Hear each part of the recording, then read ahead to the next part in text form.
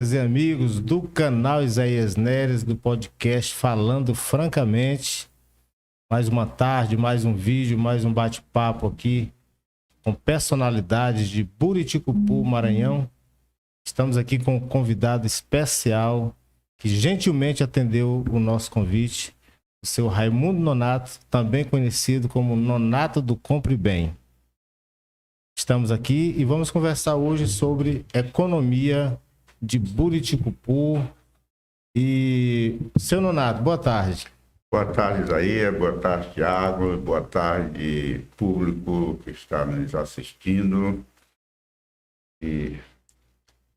Seu Nonato, com relação a Buriticupu, vamos trazer aqui para a nossa região, a nossa realidade e um pouco da história, né, dessa cidade de Buriticupu. Eu sei que o senhor exerceu e exerce uma influência muito grande no nosso município, ajudou a desenvolver, tem ajudado assim. E o senhor chegou em Buriticupu em que ano?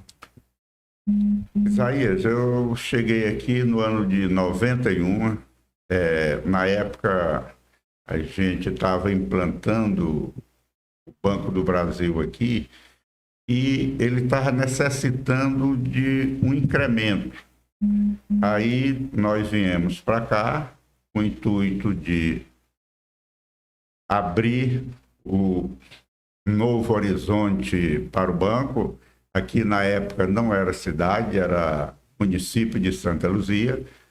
Aí nesse tempo existia a empresa Varg aqui na região e muitas empresas madeireiras. Então o campo era muito fértil aqui. Nesta época tinha muita agricultura de subsistência, aquela agricultura que a gente chama agricultura do toco. Aquela forma mais simples, rudimentar, né? Rudimentar, isso. O pessoal fazia a queimada, a abertura, certo? Plantava, vendia o milho, vendia o arroz, e o movimento era bastante satisfatório. Nessa época, para você ter uma ideia, não tinha nem telefone. Aqui tinha um posto telefônico da Telma, da antiga Telma, e a gente pedia uma ligação, às vezes demorava tempo para ser atendido. É verdade. Aí tinha umas agendas telefônicas dessa altura aqui, né? Isso. Quem quisesse procurar um número tinha que folhear aquilo ali. Tem que folhear ou então já levar anotado o número para você fazer a ligação.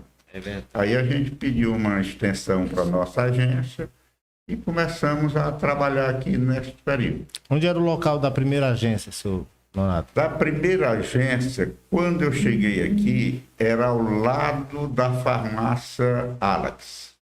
Do Aristide, ali. Quase em frente aos Correios. Isso, onde então, é os Correios. Então ficava próximo da Telma, né? Isso. Do posto de telefone. Aí depois a gente foi mais para próximo ali, no anexo da loja do Ezinho, que é a Estil.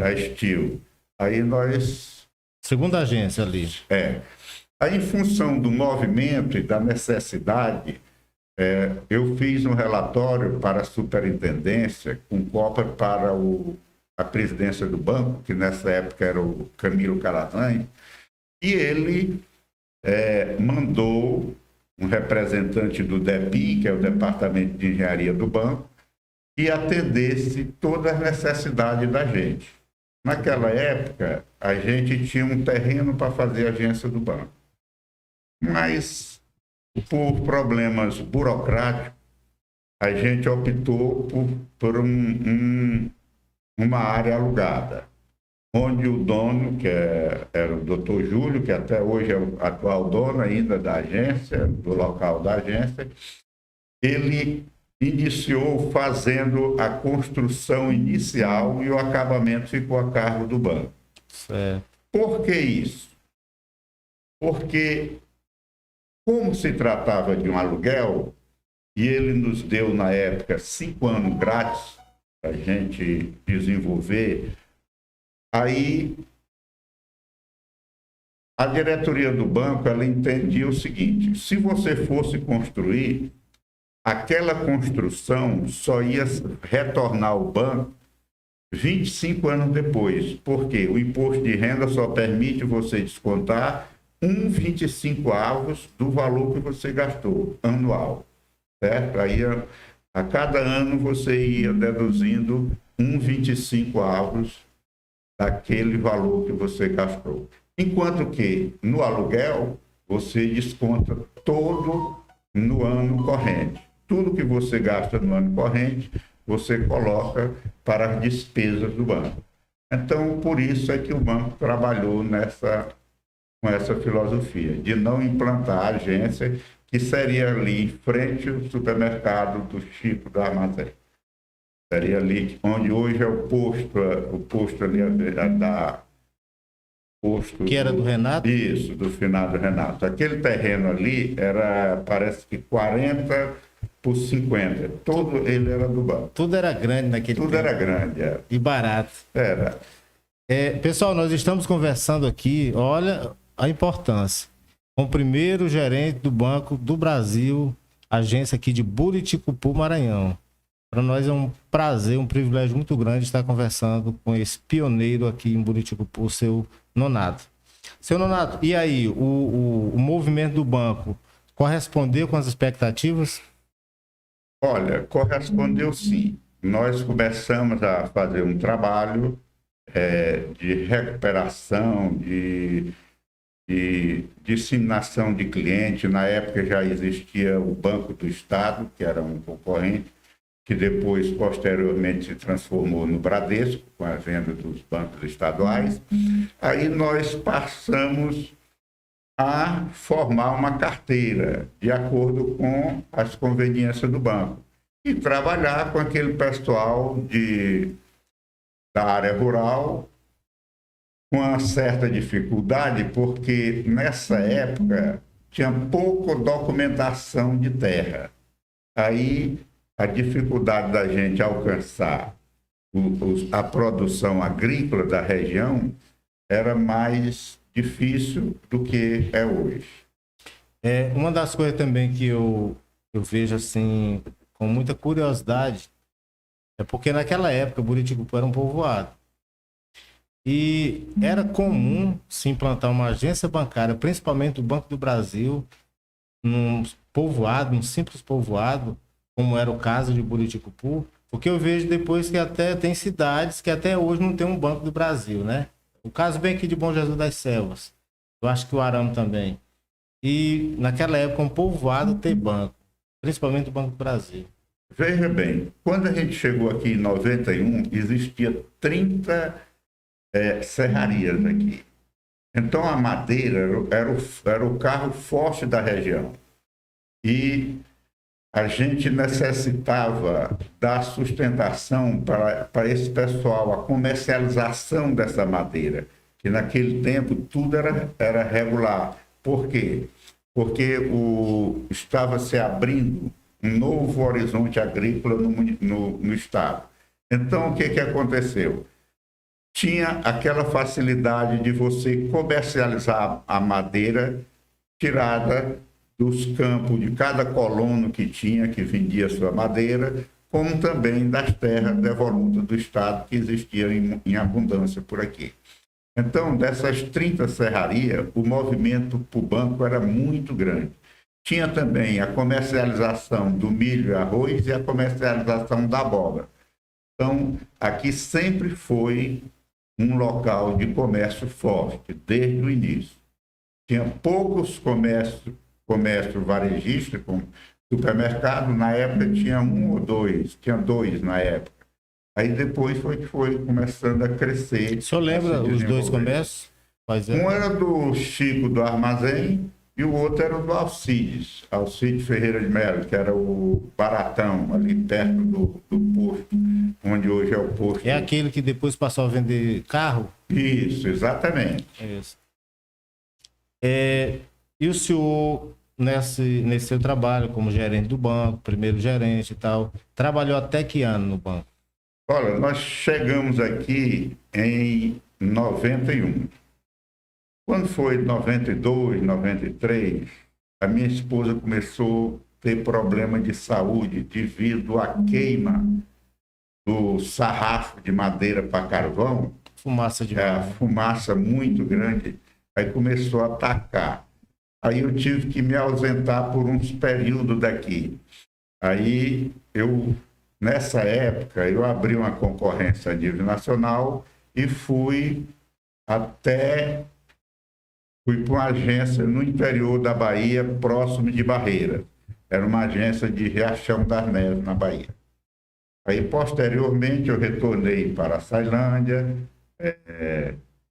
e também para Imperatriz. Aí foi a época que, por conveniência do negócio, que quando eu saí daqui, eu já tinha deixado um pequeno comércio aqui, certo? Eu tinha gostado muito da região, aí eu abri um supermercado aqui na região, aqui em Buriticupu, e posteriormente eu retornei, foi a época que eu saí do banco, para cuidar do comércio. Cuidar dos meus próprios negócios. O senhor teve o desprazer de ter tido algum assalto durante a sua gestão no banco? Não, no meu período, graças a Deus, para a proteção de Deus, nunca ocorreu nenhum assalto.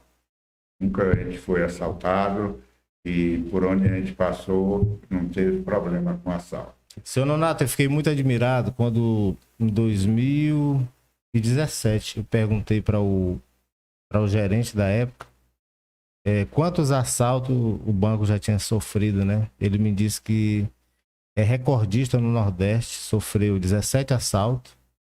E o segundo colocado é numa cidade da Bahia com 12. Então, é uma triste notícia, né, para Buriticupu ser primeiro lugar nesse ranking aí negativo de assalto. 17 é muito, muito assalto. E agora diminuiu, né? Parece que parou mais. Olha, a gente tem que ver sobre esse aspecto o crescimento da criminalidade no país. Os comandos das facções criminosas era restrito a Rio e São Paulo, onde no Rio era o Comando Vermelho e em São Paulo o PCC. Com as diretrizes governamentais, aí foi se fazendo desarticulação? Foi falta de combate na época, falta de política pública e terminou com a disseminação da criminalidade por todo o país. Hoje, em toda cidade de médio porte, existe facções criminosas. Certo? Então, e hoje, por que houve a redução? Certo? A redução é porque a cada dia que passa, o custo, o dinheiro em cédula, a movimentação do dinheiro em cédula está se reduzindo. Hoje em dia tem muitas facilidades de você colocar dinheiro numa conta. Se você paga, tem, por exemplo, o Pix, que foi recém-criado, né? Ele facilita muito, que você compra até ali na esquina um cachorro-quente, a moça lá já tem, o dono da barraca já tem o Pix. Para que hoje, nem o cartão, eles não estão querendo mais ser utilizado. É a utilização, porque o cartão de crédito, você paga a taxa, mesmo que seja no débito, que é à vista, então você paga a taxa daquela movimentação, enquanto que o Pix não. Você movimenta de R$1, 2, 5, 10, uma facilidade muito grande. Inclusive, a semana passada eu já vi uma notícia que o Banco Central está se movimentando no sentido de reduzir ou até extinguir a moeda circular. Muito bem. Pessoal, nós estamos conversando aqui, essa entrevista com o seu Raimundo Nonato, Nonato Compre Bem, que já mora aqui desde 1991 e tem acompanhado Buriticupu mesmo antes de ser cidade, ainda era um povoado. Eu cheguei 3 anos depois, seu Nonato. Saindo de Imperatriz, vim para Buriticupu e gostei. E o termômetro para dizer que Buriticupu era bom foi quando eu vi 2 agências bancárias num povoado. E isso me despertou muito. Era poeira de um lado, fumaça de outro e muita grana rolando aqui em Buriticupu naquele período. Então aquilo ali eu vi assim, é meio que desconfortável, a fisionomia da cidade, não é lá essas coisas, mas é bom, o lugar é bom. E aí apostei em Buriticupu e vim para cá. Seu Nonato, o senhor tem assim a sua formação acadêmica? O senhor tem. Qual é a sua formação? Antes de entrar no banco, eu fazia engenharia civil. Eu fiz até o 4º ano de engenharia civil. Aí, naquela época, tudo era difícil. Aí eu tinha que ir para os estágios das firmas, e as firmas todas eram longe. Naquela época, a gente não tinha condição de acompanhar as obras para que você desenvolvesse a sua profissão. Em função disso, eu preferi entrar para o banco, onde eu iria arrumar condição para trabalhar futuramente. Aí, quando eu estava no banco, 15 anos depois que eu deixei a universidade, eu fiz um novo vestibular para o EMA de Imperatriz e passei no curso de administração, onde cheguei e me formei. Então, o seu curso é administração. Administração de empresa. Muito bem. Ele tem muito assim a sua cara, né? Esse curso tem tudo a ver com a sua pessoa. Seu Nonato, com relação a Buriticupu atual, como é que o senhor vê a economia? O que tem diferente daquela época para cá? O que tem de bom? O que tem de ruim? Qual a vantagem e desvantagem nessa questão da economia em Buriticupu? A gente vê que houve uma mudança, né? Porque naquele tempo, como o senhor falou, ela era aquela roça de toco, né? Era a foice, a enxada, o facão. E hoje são máquinas, né? Tecnologia de alta qualidade. Como é que o senhor vê essa mudança? Olha, falando francamente, para você ter uma ideia, o município, ele tem uma qualidade que muitos municípios do Maranhão não têm. A terra é excelente, tanto para a agricultura como para a pecuária, e muitos também têm piscicultura. Então, a economia do município só cresce. Hoje, o agronegócio, graças às políticas públicas de investimento nessa área, que o governo está trabalhando muito nisso aí, então está ajudando não só o município, mas o país a crescer. Pra você ter uma ideia, as terras daqui, nos últimos 5 anos, elas multiplicaram de preço por 3, 4 vezes. Então, hoje, a cada dia que passa, está chegando, agregando novos negócios. A agricultura está bem, a pecuária está bem, né? E a piscicultura está mais ou menos ainda engatilhando, mas com perspectiva de se desenvolver, né? O que está faltando mais são mais investimentos dos governos estadual, certo? Principalmente, e algum recurso também do governo federal que pode ser aportado para cá. Uma iniciativa que está sendo desenvolvida na região, porque aqui o Maranhão, todo esse sul do Maranhão, aqui região oeste e norte, ela é uma terra de assentamento. Sim. Então, para que tenha o crédito, é necessário que a pessoa dona da terra ela tenha um título, que ela possa levar ao banco e com com aquele documento, com aquela escritura, ele ter acesso ao crédito com mais facilidade. Mas, diante disso, está sendo desenvolvido políticas aí nesse sentido, e a gente espera que no próximo ano cresça bastante nesse aspecto. Pois é, o seu Nonato ele falou das potencialidades de Buriticupu, falou da terra, do solo, muito boa, muito fértil. E um problema em Buriticupu, que o senhor aponta? Olha, O problema de Buriticupu, que não foi ainda definido, o problema mais grave que tem é o problema da água. E está sendo feito estudo, segundo eu soube, parece que vão fazer uma estação de tratamento no Rio Buritizinho, certo? Poderia ser aproveitado também, eu não conversei com nenhum gestor público ainda, mas poderia ser feito também barragem nesse canal que vem da Sagrima.